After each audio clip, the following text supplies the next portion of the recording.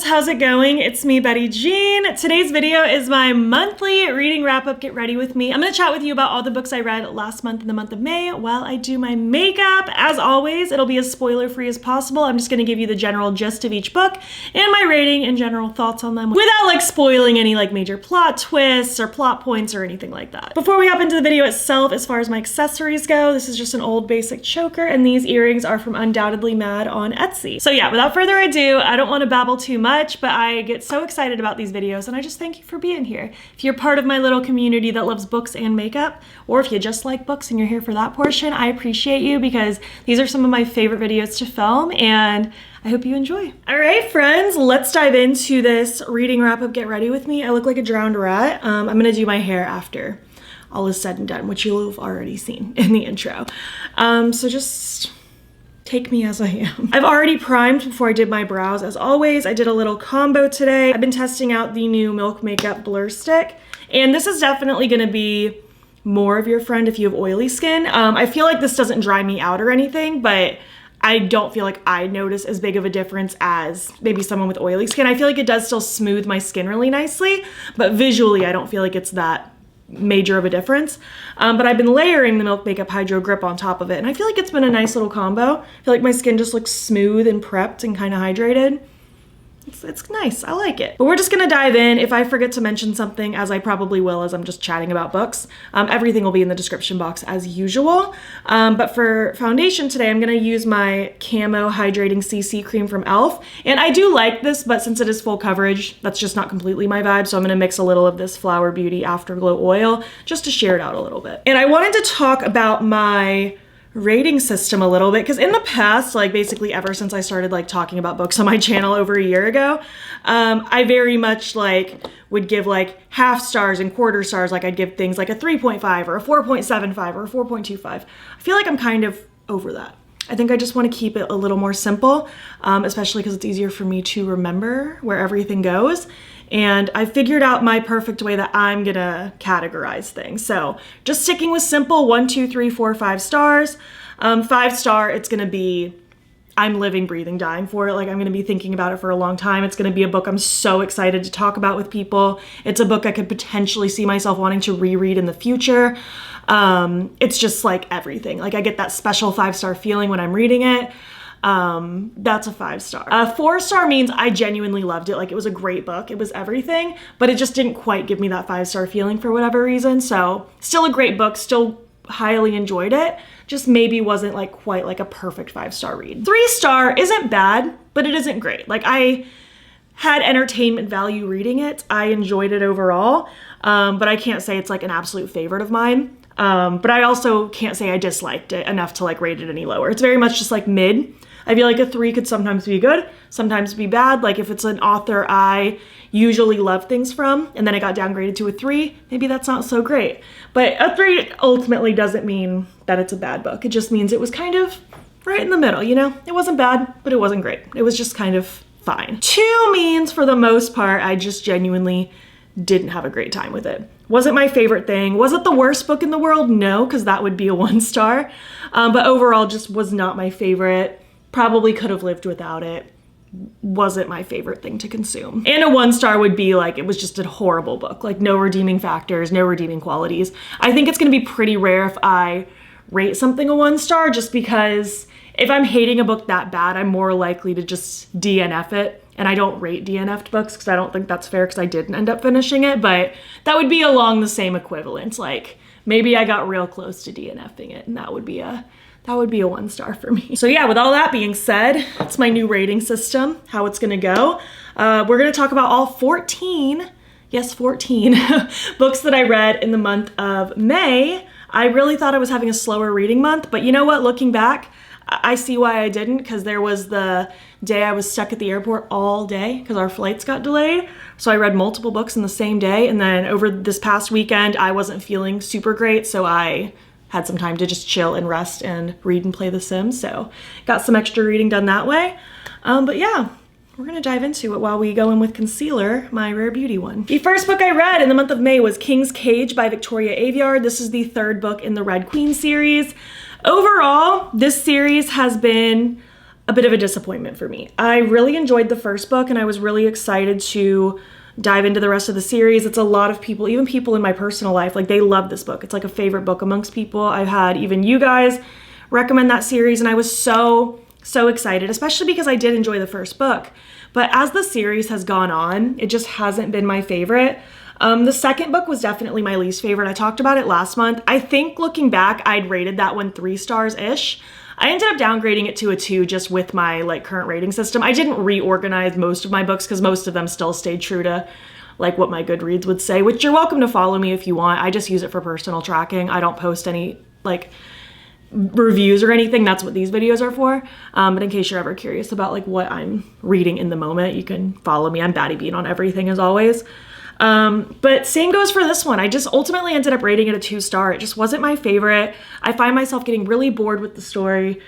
And overall, it's a cool concept. It's like a YA fantasy dystopian. There's like reds versus silvers. The reds are just like regular ordinary people and the silvers have these powers. And of course, as you would expect in a situation like this, there's power imbalances. The reds are trying to rise up. The silvers are trying to like maintain their power. Everything is going crazy. So I don't want to like delve too much into the major plot of this book because it would spoil things in case you are interested in it. Because I don't think that, even though it hasn't been my favorite series, I don't think it's bad per se. I just think it just didn't work for me for whatever reason. We all have different opinions. We're all gonna like consume various forms of media differently. And unfortunately, this just wasn't my favorite. And I would love for it to be your favorite because I really wanted to love it more. I find the main character, Mare, especially like since the second book, she's just kind of insufferable. I feel like she's a little better in the third book versus the second. She was really unlikable in the second book. Third book, she just still wasn't my favorite. What I liked about this third book though is we're getting lots of different perspectives. Like we're not just getting Mare. I really liked getting perspectives from Evangeline. She's one of the silvers. We get another perspective from, I think her name is Cameron. You'll learn about her later. I feel like surface level, it's all a really cool theme, a really cool idea. And I feel like there's cool stuff happening with it. It just, I don't know. It just didn't work for me. I ended up actually for this third book kind of switching between reading it physical and listening to it audio. I did find the audiobook version was a lot more easier to consume for me.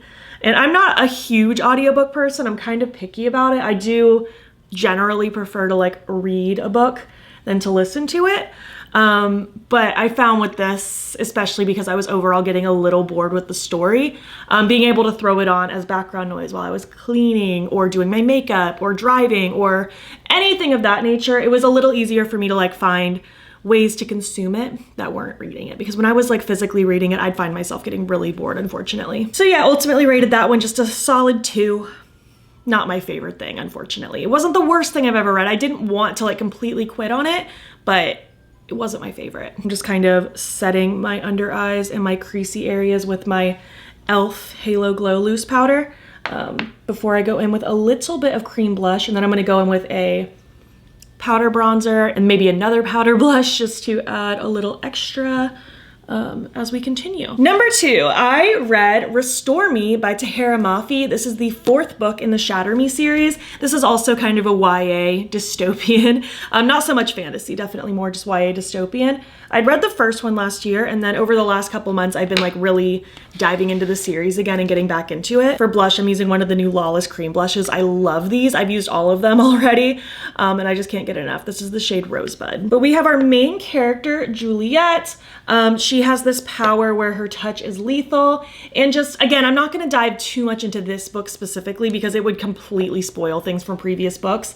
But just the overarching theme is she has this power where her touch is lethal. She's dangerous. She literally kills people with her touch. She was taken by this organization called the Reestablishment for like studying and to be used as like a weapon and stuff like that. We're following her journey over these books of her like fighting back, finding alliances, learning more about herself and her past. Gosh, what was this book even specifically about? I feel like I'm just like thinking of it all as a whole. It's hard for me to even remember this one specifically. Okay, so yeah, this one, I mean, it's the 4th book in a 6-book series. They're all pretty fast-paced and pretty easy to read. Like the whole series, I feel like I could probably read in like a 24-hour period. Like if I just like sat down and read nonstop, I could probably read them all in 24 hours if I had to just assume. But overall, I've just really enjoyed this series. The first one was like fine. It wasn't anything like so revolutionary, and I think that's part of what made me not like grab to the other ones super fast, and it took me a little while to like start collecting the others. But I ended up really enjoying the second one, and the first one again wasn't bad. It just wasn't like life-changing. The third one so far has been my favorite. I just loved the character development that these characters all gained in book 3. And book 4 was a really good follow-up to book 3, obviously. And it also ends on such a like pivotal moment that like changes the trajectory of the series in general, I feel like. Like I did not see this coming. I wasn't expecting like the twists that were gonna happen. And then the 5th book, which I'll talk about later, like just so much starts happening that I was not expecting at all. Like things that maybe were hinted at and I just didn't catch, but overall I liked the direction this series has been going. I rated this one a solid 4. Nothing like 5-star feeling-esque, but overall really enjoyable. I've really been enjoying this series and I'm excited to finish it up. I did read the 5th one in this month as well, so I'll get to that later. And I'm currently reading the 6th, so you'll hear about that next month, but I can't believe I'm about to be finished with this series. It's crazy. So the next book I read on my Kindle through the Libby app. I do try to utilize the Libby app like here and there so I can still support the library, even though I do love buying my own books. There's certain books that I'll just like go through the Libby app instead of buying myself. I read A Little Life by, and I'm gonna butcher this name and I'm so sorry, Hanya Yanagihara. I'm so sorry if I'm butchering that. I had heard so many people talk about this book. And basically everyone had the same thing to say, that it was amazing, it was so good, but it was so sad and so depressing that they couldn't recommend it to anyone. And I'm like, okay, well, color me intrigued, now I have to know. I'm gonna take just a little bit of the unfortunately discontinued NYX High Glass Powder to just add to the perimeters of my face before I go in with my bronzer and powder blush. But basically, in this book, A Little Life, it is a huge chunky book. It's like almost 800 pages. And what makes it more chunky is the chapters are really long. Like some of those chapters are like over 100 pages each. So it's definitely a book I had to like sit and just consume in very large bursts. For multiple reasons, and I'll get to that in a second. But we're following these 4 guys that are friends over just like various decades of their lives. Most of it kind of following this character Jude. He's kind of our main focal point, but we're getting the other 3 friends as well here and there. Everything from when they're like young 20s, flashbacks into childhood, all the way until they're like, I want to say even in their 50s. But this book was so sad. If you are interested in this book, but you're concerned about the sadness level and triggers and stuff, just look up some triggers. I don't want to like spoil things necessarily, but there's definitely like talks of abuse and health related issues, and there's just so much sadness happening. Like I felt genuinely depressed when I was reading it. I literally almost quit at like the 60% mark because I was just so upset and so uncomfortable, and I just felt so sad in my soul. Like I went downstairs talking to Zane about it and I started like literally crying. And he was like, why don't you like stop reading this book? And I was like, I want to know what's gonna happen. And like I knew going into it that it was a sad book, but I feel like that's not even a good enough word. Like it's just so depressing. It's so sad, but it was so good. Like it was so well written. It obviously made me feel things. It obviously made me have like a physical reaction to it with crying. And I ended up binging it over a weekend because I was like obviously wanting to like get through the story, and the chapters were really long, so I felt like I couldn't just stop mid-chapter ever. But also like because I felt so sad, I kind of wanted to get that over with. I didn't want to like prolong that sadness feeling. So I was kind of wavering on how to rate this book. I ended up giving it a 4 stars, which almost feels weird because like I agree with a lot of like the book reviews I've seen. Like it's hard for me to even recommend it because it was just so sad. I don't think it would be for everyone, but it was genuinely like just so well written and just not a good story, but it was greatly told. So I ended up landing on a 4 star for it, just with caution. It is very sad, just so you know. I'm gonna top a little bit of the Rare Beauty Luminous Powder Blush in Hope. It's just gorgeous. While we talk about my next book, which I just needed something so completely opposite of that book after I finished it, so I started Gilded by Marissa Meyer. It's kind of like a, I want to say YA, kind of fantasy, Rumpelstiltskin retelling. Just so completely opposite of what I read. And overall, it was pretty fun. We have this character, Serilda. She has a knack for telling outlandish tales and basically getting called a liar all the time. It ends up getting her into trouble when one of the like gods of the various moon phases, who comes out and like hunts for people, she tells him a bold-faced lie trying to get out of being captured, saying that she can spin straw into gold, you know, the whole Rumpelstiltskin story.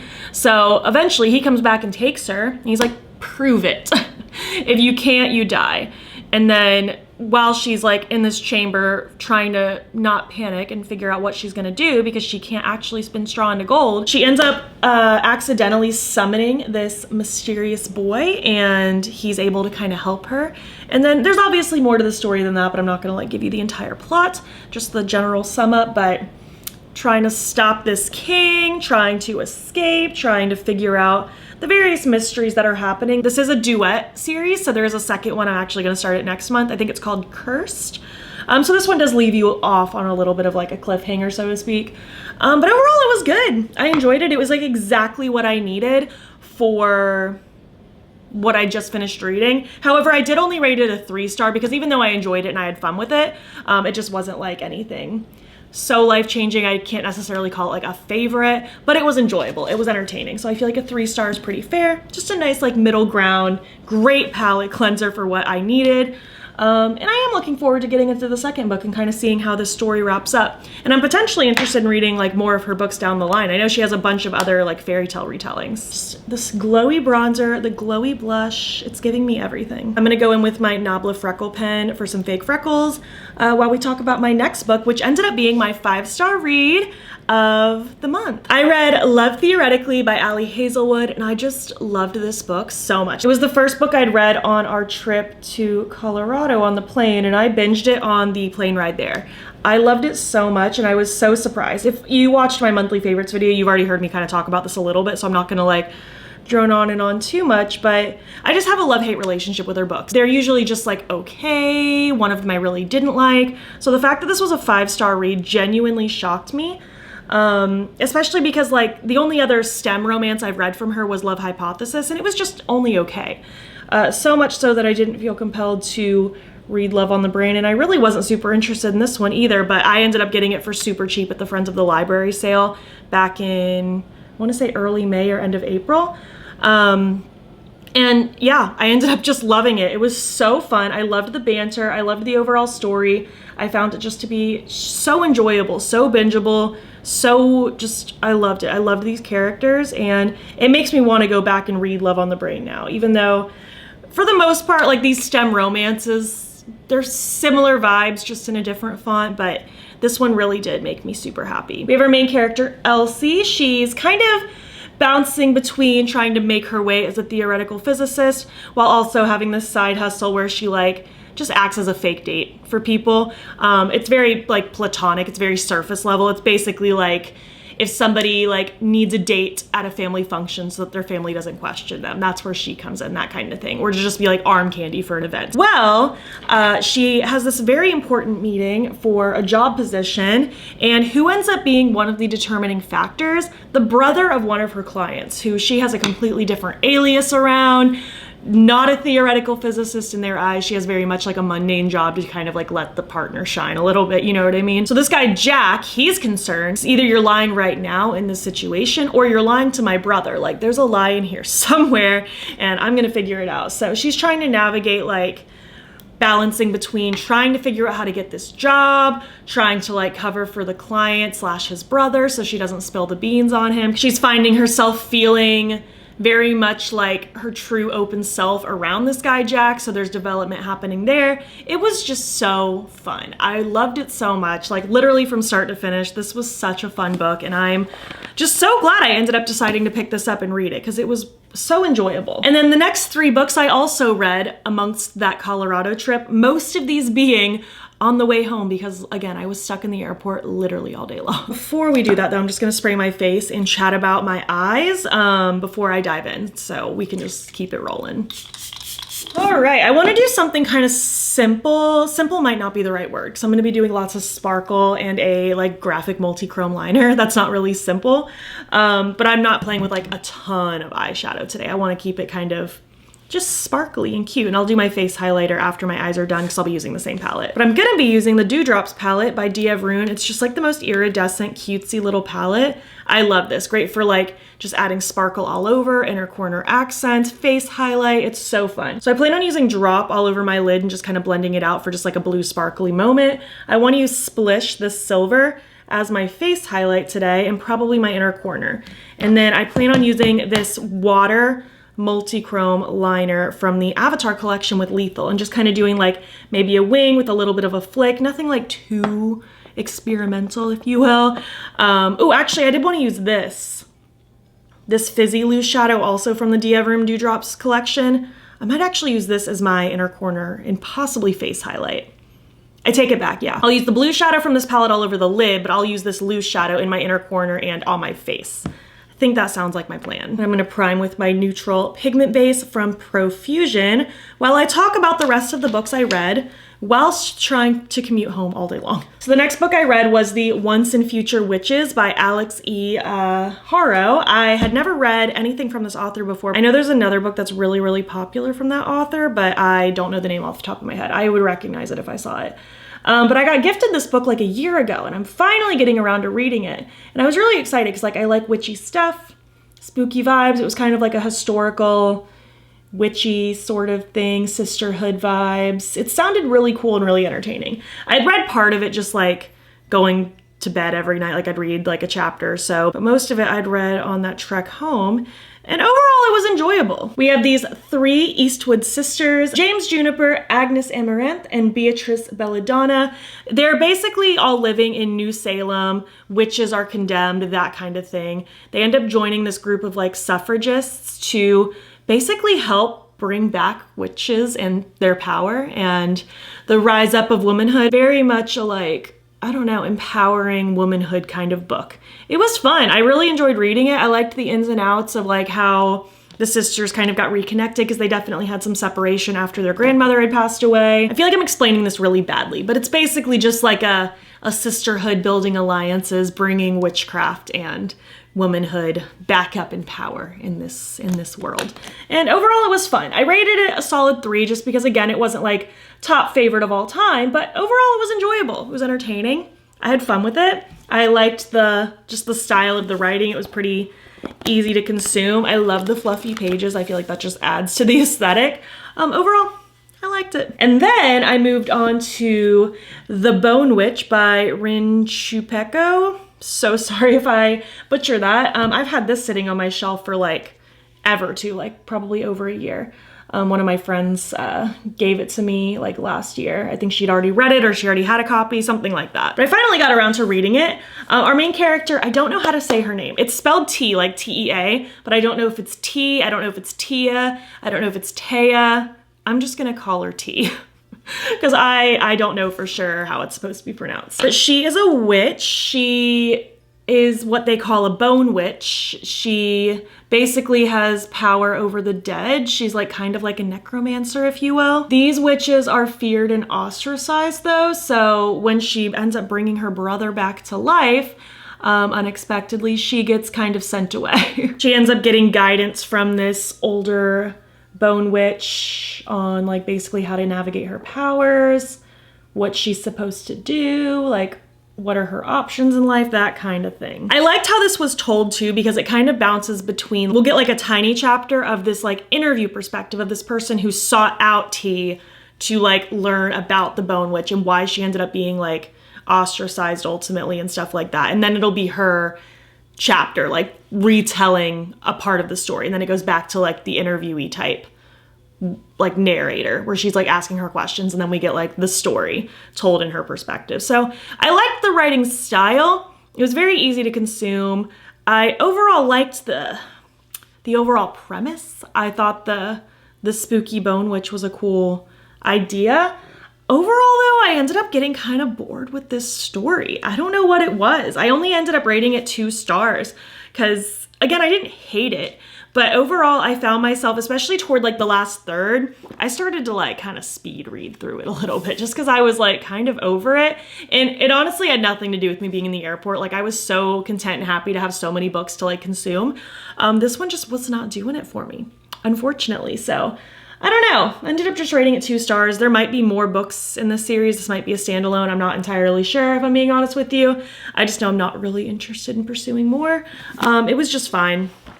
It was okay. It wasn't great, but it wasn't bad. And then just to like further drill in that it had nothing to do with me being stuck at the airport all day, the final book I read at the airport, like on the actual flight home, the final leg of the trip, if you will, I read Happily Never After by Lynn Painter. This was such a quick, easy read. Like it was perfect to just like fly through while I was flying home, if you will. This one was just such a cutie little romance. It was so fun. Basically, we have our main girl, Sophie. She's about to get married, and right before the wedding, she finds out her fiance has been cheating on her, and she wants an out. She can't just like break up with him herself because like the fiance's dad has power over her dad's job, like stuff like that. Like she just felt like she couldn't just like break up with him on her own. He needed him to be outed in a different way. So she ends up hiring this guy to go to her wedding, and basically when there's the like, if there's a reason these two should not be wed, speak now or forever hold your peace, he stands up and objects and basically like outs the fact that he cheated so that the cancellation of the wedding looks like it's on the fiance, not on Sophie. And that ends up working out. It ends up being great. She ends up learning more about this guy, Max, that was the objector, if you will. They end up over time becoming friends and end up deciding to start working together and going as a duo to various weddings to break up weddings that somebody needs an out of for whatever reason. Obviously, during that time, things progress. Look how pretty that is. Things progress, things start to heat up, they start to have feelings for each other, but neither of them want to admit it in typical rom-com fashion. It was just such a fun little, I don't know, easy, quick, fun read. Like it was so enjoyable, so funny. I thought the banter was great. I really liked the different characters that were in it. I thought they were just so enjoyable. And I really enjoyed having that book with me. It was so fun. I ended up rating it a solid 4 stars just because I genuinely loved it. It wasn't like 5-star feeling worthy, but I genuinely loved this book. But I love Lynn Painter. I don't think I've read a book from her that I don't like. And I was so pleased with this one. It was so fun. I love this loose pigment as a highlighter. Like it's just so pretty and sparkly. I love, this is cute. Just like a whimsical little day. I'm gonna try to work on this graphic liner while I talk about my next book, which this one I'm gonna breeze through pretty fast because it's the 5th book in the Shatter Me series, Defy Me. And again, I don't wanna like talk about this book specifically because otherwise it will spoil the series as a whole. But again, we're just having more development with Juliet, her finding out more about herself. Powers are happening, the reestablishment is doing its thing. There's chaos, there's anarchy happening. Like it's just a lot of craziness. And again, overall, ended up still just like really vibing with the series. I gave this one a solid 4 stars too. I think so far, the first book was probably my least favorite. Really the first 2. I feel like ever since book 3, they've just been so great. And even the first 2 were good. Just book 3 was my favorite. So yeah, this just kind of added more to what's been going on, especially with those big shifts that happened in book 4. There's big shifts that happened in book 5, and I'm now currently reading book 6, and I'm very excited to see like where the series like ends up being because I'm on the last book. Like I am so curious how this is all gonna wrap up. I guess I will actually do my graphic liner while I talk about my next one. This was my book of the month pick, obviously. This is The Ministry of Time by Kalaine Bradley. This was enjoyable. I wasn't really sure what to expect going into this one. It's kind of like almost like a little bit of a sci-fi romance, if you will, a little bit historic in a way. I don't even remember our main character's name. It's not like explicitly written out here and I'm trying to like skim through, but I can't find it. So I'll just say she and her. This girl, she gets hired as like, they call them bridges. So she starts working for this organization where they're like using time travel to bring people from the past into today's present time. I don't really want to get into why because I feel like that's kind of what you need to figure out for yourself, obviously. But she's basically meant to like work and help bring this one specific person like up to date with like current things, kind of live with him as a housemate. His name is Commander Graham Gore. He died back in 1845 on this like expedition to the Arctic. I'm like kind of glancing at the thing here because there's so many like random dates and things to keep up with in this book. I really enjoyed the banter of like the two characters because like there's like so many nuances that's like new to him, right? Like she's mixed race, she's an unmarried woman living alone, she's working and doing all these things. So it was kind of enjoyable and funny to like see how he like wraps his head around all this stuff and like getting used to how things are. They start to really become friends and bond, and because this is kind of like a sci-fi romance, as you would expect, they start to form a little bit of a love connection. Look how pretty this is. Over the course of the year, we're just seeing like their relationship grow, but we're also seeing things kind of happening with the like work side of things and the time travel side of things.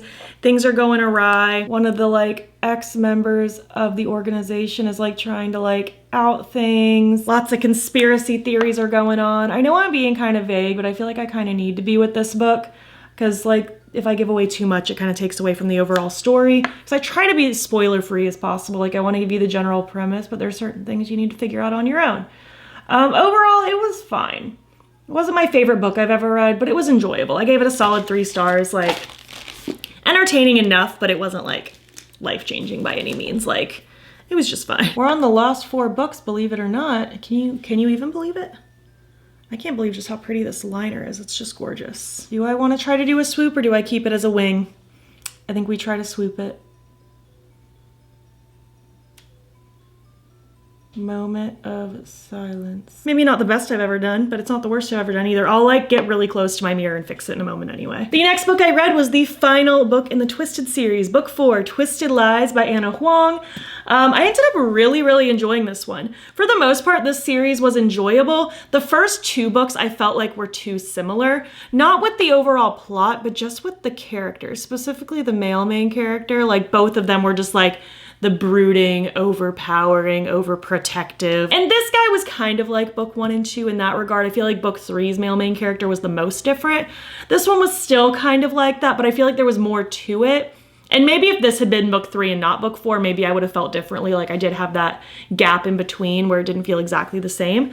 But I ended up really enjoying this one. So we have Stella and Christian. Basically all 4 girls in these 4 books are like part of a friend group. So we have our final and 4th friend, Stella. She's kind of like a shy, introverted little bean. She has like a huge social media presence though. She like is super big with like fashion stuff. She's never really been big on relationships though. She's just so busy with like work and things like that. She has a lot going on in her personal life. Like not only does she have to like pay her own bills and survive, she's also trying to care for a family friend in assisted living and all by herself. She has no help. So she's trying to do all of this on her own. Christian is actually the like owner of the apartment building she stays at for pretty dirt cheap. She'd ended up getting like a really good deal with her other friend Jules, who used to live with her back in book 3 for basically nothing. Because obviously, unknowing to her, Christian's kind of like, I don't want to say obsessed with her because he's not like a stalker, but he's definitely infatuated with her. So basically anything he can do to help her, he will. He definitely has questionable morals. His work life extends beyond just like security, which is like his main front. There's a lot more to it than that in the deep underneath of it all. And of course, like one thing happens after another. She's dealing with a stalker situation. He ends up kind of swooping in and helping and protecting her. They form more of a bond. They form more of a relationship. They're learning how to trust each other. She's learning how to open up. He's learning how to open up. Overall, it was pretty cute. I enjoyed it. I gave it a solid 4 stars. I think the series as a whole was a good 4-star read. Like, they were enjoyable, they're fast-paced, they're easy to consume, the characters are fun. There's like some morally gray characters, but overall it's not like dark romance by any means. I haven't delved into that genre yet. I don't know if it would be for me. Might try it at some point, but I don't know. I don't know if I'm into that. But these have been fun. The 3rd one was my favorite. Book 4 was honestly probably my 2nd favorite. And then between book 1 and book 2, like I read book 1 first, obviously, so maybe I would rank that one number 3. But if book 2 had been before book 1, I might have rated that one number 3 and then book 1 number 4. Those 2 just overall were my least favorite just because I like these ones more. But even the other 2 were great. I enjoyed them. This was a fun series. I kind of want to read her Cruel Prince series, but I've heard that the male main characters are all basically the same as well, so clearly Anna Huang has a type. Maybe I'll delve into those at some point, but I'm not like in a huge rush to, but overall they were enjoyable. I'm gonna take a break from books really quick and like make sure my liner is good and do the swoop on this side because I'm nervous. Okay, I think that's as good as they're gonna get. I'm just gonna do my pencil eyeliner, my mascara, lashes, that kind of stuff while we talk about these next books. So next I read Confess by Colleen Hoover. My friend Trisha gave this to me sometime last year and I finally got around to reading it. I've read a few of Colleen Hoover's books, like especially when I was first getting back into reading last February. I read like the typical It Ends With Us, It Starts With Us, and Verity. I feel like those are the go-to Colleen Hoover books. And I know people love to hate on Colleen Hoover. I feel like people partially hate on Colleen Hoover because it's trendy to hate on Colleen Hoover. I don't feel like her, well, I mean, again, I haven't read everything. I've only just now read 4 of her books. She has a lot more books than that, so maybe I just haven't read the most problematic ones. I know people have problems with, I think it's November 9th and Ugly Love. I haven't delved into those. Not necessarily rushing to, but I'm also not necessarily opposed. I feel like her writing is fine. It's very fast-paced and very easy to read, and I see why a lot of people, especially newer readers, get into it because it's very easy, you know? I'm gonna use this number 10 pencil from Oden's Eye. I feel like it'll go with that inner corner nicely. But all that to say is I don't need unnecessary Colleen Hoover hate in the comments because that's just boring, you know? If it's not your favorite author, that's fine. I really don't need to hear about it though. But overall, this book was just fine. It was pretty like, I don't know, pretty easy, pretty fast paced. I read it like in a day while I wasn't feeling well over last weekend. We have our main characters, Auburn and Owen. Auburn is freshly living in Texas. She is a cosmetologist, so she just has like a little hair cutting job. Doesn't really like her job, but she doesn't really feel like she can do much else right now. She just needs money. She ends up kind of going by this building with a help wanted sign, and she walks in to inquire about it just to like make some extra cash, which is where she meets Owen. Both of these characters are really young. I feel like under 21 when they first meet, and he's like just freshly like 21 or 22. But he has his own little art gallery. He's an artist. He basically needs someone for the night to help like run the sales because his previous person like quit recently. And his artwork was pretty cool. I actually really liked this aspect of the book. It was probably my favorite aspect. He creates art based on confessions that people submit anonymously. So people will submit like sometimes kind of like silly trivial things, but sometimes they're really dark and kind of sad. And he kind of bases art based on those. And there was a little blurb at the beginning of the book that these were real confessions that real people submitted for her book to be used. So that just made it really interesting. I really liked that aspect. So she ends up working with him, and they end up, of course, finding a little bit of an attraction to each other, very speedily, might I add. I'm not a huge fan of insta-love, and this was very much kind of insta-lovey. Auburn feels like she has this opportunity to kind of like prioritize herself and kind of do what she wants and be with who she wants, but he has this issue that he needs to confess and deal with. There's stuff going on with both of their pasts that come to light.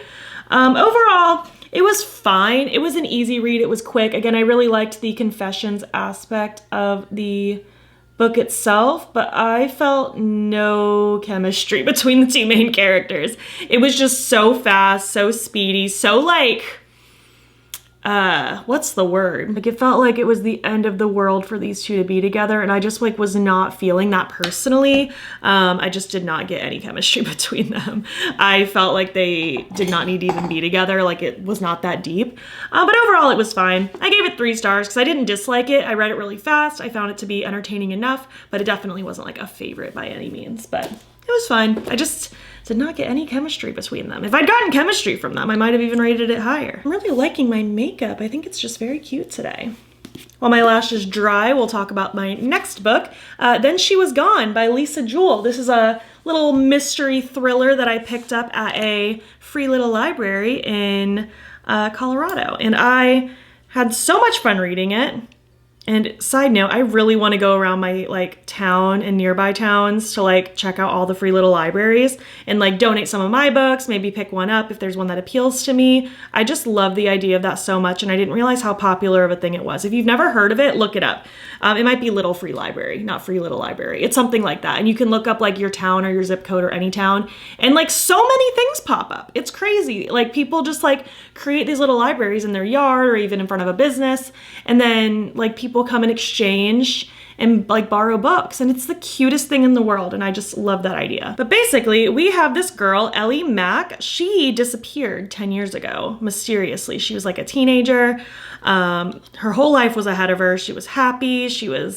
Everything was great. And then she disappears. Her mother, Laurel, is like obviously distraught. She's devastated. She's kind of become a little bit estranged from her other 2 children. She ends up getting divorced, like the whole 9 yards. Well, 10 years after the disappearance, she ends up meeting this new guy, Paul. Everything is going great. He's wonderful. And then she meets Paul's youngest daughter, Poppy, who's about 9 years old. Such a resemblance to Ellie, like with her mannerisms, with the way she looks. And it is just crazy. And then Laurel ends up going down this rabbit hole, trying to just figure out, like, not only like figuring out the mystery of Ellie and what went on, but also like what's going on with this side of the family, like what's going on with Paul, what's going on with Poppy. Everything is just wild and crazy, and I really liked the way it all kind of formed together. I had suspicions of like what the twist was gonna be, but I was not completely correct at all. I wasn't really sure what was gonna happen. And it ended up just being so like eerie and creepy and so fast paced. This was such a quick read because the chapters are like so short. So you just like fly through this book. I was so curious about what was going to happen next. I was so curious how everything was going to wrap up. I ultimately ended up really liking how the ending wrapped everything up. Sometimes with thrillers and mysteries, things like leave on such a weird note, which not everything has to have a happy ending for sure, but sometimes I just feel unsatisfied. This one felt enjoyable. It was my first book from Lisa Jewell that I've ever read, and I'm very interested in reading more. So if you have recommendations, please let me know, because I really enjoyed this. I liked the writing a lot. I didn't love it enough to quite give it a 5-star. It wasn't like a 5-star feeling read, but I did give it a 4. I enjoyed it. It was great. And finally, last but not least, while I put my lashes on, the final book of the Red Queen series, War Storm. Again, I'm not going to drone on and on because I kind of already talked about my general feelings about the series itself. And again, I don't want to talk about this one specifically because it would spoil the rest of the series.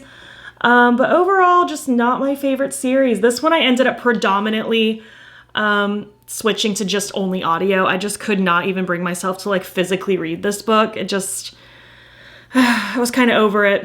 Like I didn't want to rate it 1 star because I didn't like hate the book. I was just over the series in general. So I did give this one a 2 star as well. It took me quite a long time to finish just because I was only listening to it like here and there. And there were some days that I was like, you know, I do not want to listen to this as background noise. I want to like Marco Polo with my friends, or I want to listen to Taylor Swift, or I want to like listen to YouTube videos in the background. I just was not interested in listening to that book, but I did finish it recently. I liked the way it overall ended up. Again, we get a lot more perspectives from like, not only Cal and Maven, but we get perspectives from Iris. We get perspectives from Evangeline. Evangeline is my favorite character in the series. I honestly feel like this series should have been in her perspective. She's definitely on the silver side, so it would have been a different story in general, but I just loved all of her perspectives so much more so. Overall, not my favorite series. One of the most disappointing things I've read. And again, I don't want that to deter you, but I do just have to give my honest thoughts and opinions, and that's that. It's just like such a shame when like you get so excited about a series, and then especially when the first book in a series is like pretty good, and then like it all just kind of goes downhill. I was actually talking to my friend Trisha about it because she's like one of the friends who actually liked the series. Like I'd already owned the first book and she gifted me the second book, and then I went ahead and bought the third and fourth books because I'd already liked the first one. But she reread them recently, and she was even telling me that she feels like they didn't hit as hard this time as when she read them like back in the day. So maybe it's just like a time and place thing. Maybe this just like wasn't my book series for right now, but maybe like if I was younger, maybe it would have been better. I don't know. I don't know what it was, but overall, it just wasn't my favorite. Definitely a mixed bag with the books this month. Fantasy, dystopian, romance, a thriller. We had a good mixture of ratings too. Some high highs and some iffy lows. But overall, I had a fun time reading, as I always do. Like even if a book wasn't my absolute favorite, it's still just fun to like escape into a new world. And it's a good time. But those are the 14 books I read. I'm going to go do my hair. Thankfully, it's like not totally dry yet, but it's almost dry. So I'm just gonna finish blow drying and styling it. Need to throw on a lip, and I'll be back to finish up this video. Thanks so much for watching. I had so much fun today just hanging out, chatting about books, doing my makeup. I just love this look so much. As I was blow drying my hair, I just love all the sparkle. I love all the shine. I love all the reflect. It's doing good things. The lip combo I ended up doing today is just the, what are you called? Worthy Pencil from Rare Beauty, which is basically my lips, but better.